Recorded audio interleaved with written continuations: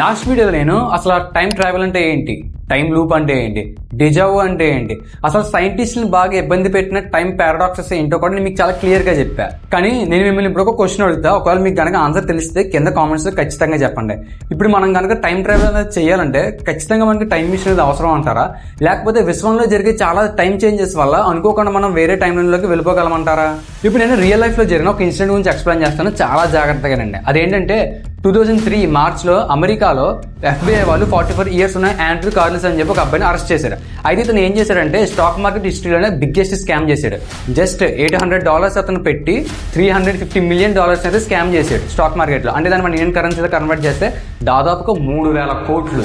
అది కూడా 2 weeksలోని ఇన్ని డబ్బులు వాడు సంపాదించాడు. తర్వాత FBI వాళ్ళు ఏమనుకున్నారంటే ఇతను ఒక ఇన్సైడర్ ట్రేడర్, ఇతను ఇందులో ఉన్న స్టాక్స్ అని ఎప్పుడు పెరుగుతుందో ఇతనికి బాగా తెలుసు, అందుకే ఇతను ఇన్ని డబ్బుల్ని చాలా సింపుల్గా సంపాదించాడని చెప్పేసి అనుకున్నారు. ఆ తర్వాత పోలీసులు ఇన్వెస్టిగేషన్ చేస్తే ఆండ్రూ కార్లిస్ అని చెప్పిన సమాధానానికి మొత్తం FBI మొత్తం షాక్ అయింది. నిజానికి FBI కాదు, ప్రపంచం మొత్తం కూడా షాక్ అయింది. అది కూడా తను ఏం చెప్పాడంటే తన ఫ్యూచర్ నుంచి వచ్చానని చెప్పాడు. అది కూడా 2256 year నుంచి 2003కి టైం ట్రావెల్ చేసి నేను వచ్చానని చెప్పాడు. ఎందుకు వచ్చావు అని చెప్పేసి వాళ్ళు అడిగితే ఆ కంపెనీ చేసి నాకు ఈ టైంలో పెరుగుతాయని చెప్పి నాకు తెలుసు కాబట్టి నేను వెనక్కి వచ్చానని చెప్పాడు. అంటే ఆండ్రూ కార్లిస్ అని చెప్పి దాని ప్రకారం అతను 250 సంవత్సరాలు వెనక్కి వచ్చాడు. FBI వాళ్ళు ఆండ్రూ కార్లిస్ అని చెప్పిన మాటలు ఏమీ కూడా నమ్మలేదు. అయితే అతని గురించి ఇన్వెస్టిగేషన్ చేయడం స్టార్ట్ చేశారు. అతని గురించి ఇన్వెస్టిగేషన్ చేస్తున్నప్పుడు అతను స్టే చేసిన రూమ్స్లోని వాటిలోని వెతికితే జస్ట్ 2023లో అతని గురించి డేటా ఉన్నది తప్ప అంతకు ముందు అంటే 2002లో కానీ 1లో కానీ అతను స్టే చేస్తున్నట్టు ఎటువంటి రికార్డు కూడా పోలీసులకు దొరకలేదు. అతన్ని కోర్టుకి తీసుకెళ్లే రోజు April 3, 2003 అతను ఎవరికి తెలియకుండా చాలా మిస్టీరియస్ గా మాయమైపోయాడు. అతను ఇప్పటికి కూడా ఎవరికి దొరకలేదు. అంటే ఆండ్రూ కార్లిస్ నిజంగానే టైం ట్రావెల్ చేసి వెనక్కి వచ్చాడు అంటారా? మన ప్రపంచంలో ఇలాంటివి చాలానే జరిగినాయి. వాటిలో అత్యంత మిస్టీరియస్గా మేము టైం ట్రావెల్ చేసాము అని చెప్పుకున్న 5 వ్యక్తుల గురించి ఈ వీడియోలో మనం తెలుసుకుందాం. అండ్ అలాగే ఇలాంటి ఇంట్రెస్టింగ్ ఫ్యాక్ట్స్ అండ్ అలాగే నేషనల్ నుంచి ఇంటర్నేషనల్ వరకు జియో పొలిటికల్ టాపిక్స్ ప్రతిదీ కూడా 5 to 10 minutes లో నా సైడ్ నుంచి మీ ముందుకు తీసుకొస్తా. మీరు చేయాల్సింది ఒకటే, వీడియోని స్కిప్ చేయకుండా ఎండ్ వరకు చూడండి. కొత్త వాళ్ళు ఎవరైనా మన ఛానల్ విజిట్ అయ్యి ఉంటే సబ్స్క్రైబ్ చేసుకుని పక్కన బెల్ ఐకాన్ ఆల్ పెట్టండి. అని మనం లేట్ చేయకుండా టాపిక్లోకి వెళ్దాం. 1921 పాల్ డినాక్. 1921లో స్విట్జర్లాండ్లో పనిచేసే ఒక టీచర్, అతని పేరు వచ్చరికి పాల్ డినాక్. అయితే అతనికి ఒక యాక్సిడెంట్ వల్ల దాదాపుగా 1 year పాటు కోమాలో ఉన్నాడు. ఆ తర్వాత అతను కోమాలోంచి బయటకు వచ్చిన తర్వాత అతను చాలా వింతగా బిహేవ్ చేయడం స్టార్ట్ చేశాడు. అంటే ఎలాగంటే ఒంటరిగా ఉండడం, ఎవరితోటి మాట్లాడకుండా ఉండడం, అంతకంటే ముఖ్యంగా ఏంటంటే ఎప్పుడు చూసినా కూడా ఒక డైరీని రాసుకుంటూ కూర్చునేవాడు. ఆ డైరీని కూడా చాలా సెక్యూర్గా చూసుకునేవాడు. అయితే అతను చనిపోయిన తర్వాత ఆ డైరీని తన స్టూడెంట్కి ఇచ్చాడు.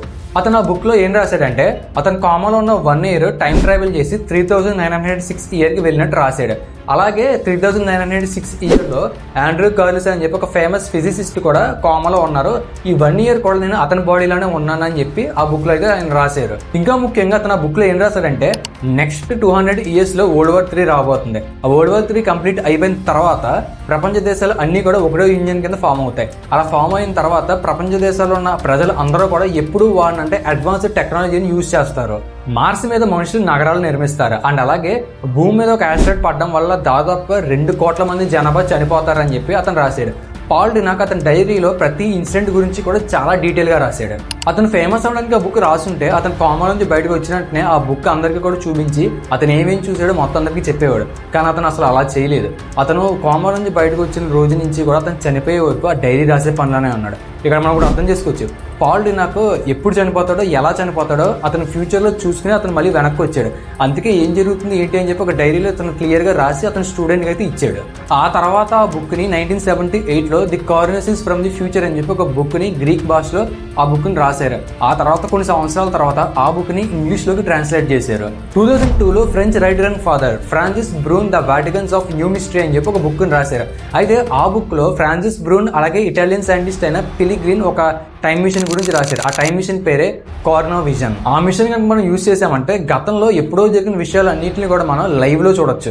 అంటే అది ఏం చేస్తుంది అంటే గతంలో ఎప్పుడో జరిగిన విషయాల యొక్క రేడియో యాక్టివ్ ఫ్రీక్వెన్సీని బేస్ చేసుకుని ఆ సీన్స్ అన్నింటినీ కూడా రీకన్స్ట్రక్ట్ చేసి మన ముందుకు తీసుకొస్తుంది.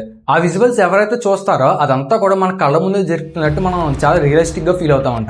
అండ్ అలాగే ఇందులో ఇంట్రెస్టింగ్ పాయింట్ ఏంటంటే పిలిగ్రిన్ ఆ మిషన్ని రెడీ చేసిన తర్వాత అతను 169 BCకి వెళ్ళానని చెప్పాడు. అంటే యేసు ప్రభుని సిలువ చేసే కాలానికి వెళ్ళానని చెప్పి చెప్పాడు. అలాగే జీసస్ని సిలువ చేసే టైంలో నేను అక్కడే ఉన్నాను, ఇంకా సిలువ చేసిన తర్వాత అతని కొన్ని ఫోటోలు కూడా నేను తీసానని చెప్పి దానికి ఆధారంగా తను 1975లో లీక్ చేసిన ఒరిజినల్ జీసస్ ఫొటోస్ అయితే చూపించాడు.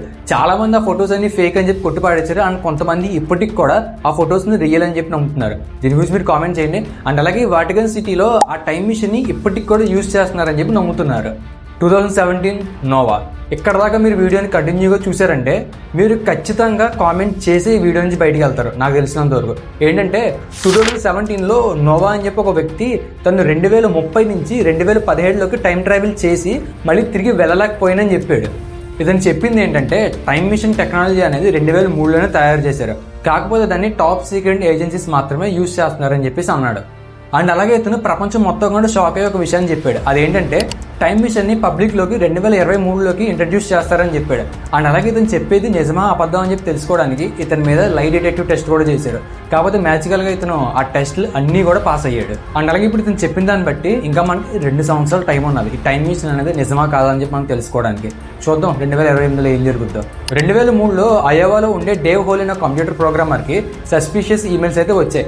అయితే ఆ ఈమెయిల్స్లో స్పామ్ అని చెప్పి ఉన్నాయి. కాకపోతే అతను గమనించింది ఏంటంటే ఆ ఈమెయిల్స్ అన్నీ కూడా అతను ఎప్పుడు చూడని సోర్సెస్ నుంచి అయితే అతనికి వచ్చినాయి. ఈ ఈమెయిల్స్ ఓపెన్ చేస్తే వావ్ హిట్ అని చెప్పి అనే పేరుతో అతనికి మెయిల్స్ పంపారు. అతను మెయిల్ ఓపెన్ చేసి వస్తే టైం మిషన్ ని తయారు చేయడానికి కావాల్సిన బేసిక్ ఎక్విప్మెంట్స్ అన్నిటిని కూడా ఆ లిస్ట్ లో రాసి పంపారు.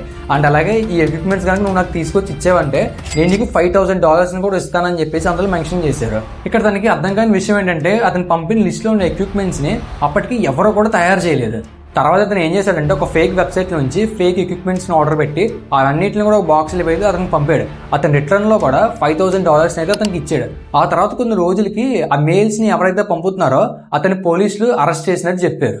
ఇన్వెస్టిగేషన్లో ఇలాంటి మెయిల్స్ ఎంతో మందికి పంపానని చెప్పాడు. కొన్ని వాటిలో అయితే నేను టైం ట్రావెల్ చేసి వచ్చానని చెప్పుకుంటూ మరికొన్ని వాటిల్లో అయితే నేను టైం ట్రావెల్ చేయాలనుకుంటున్నానంటూ ఆల్మోస్ట్ 10 కోట్ల మందికి ఈమెయిల్స్ అయితే పంపాడు.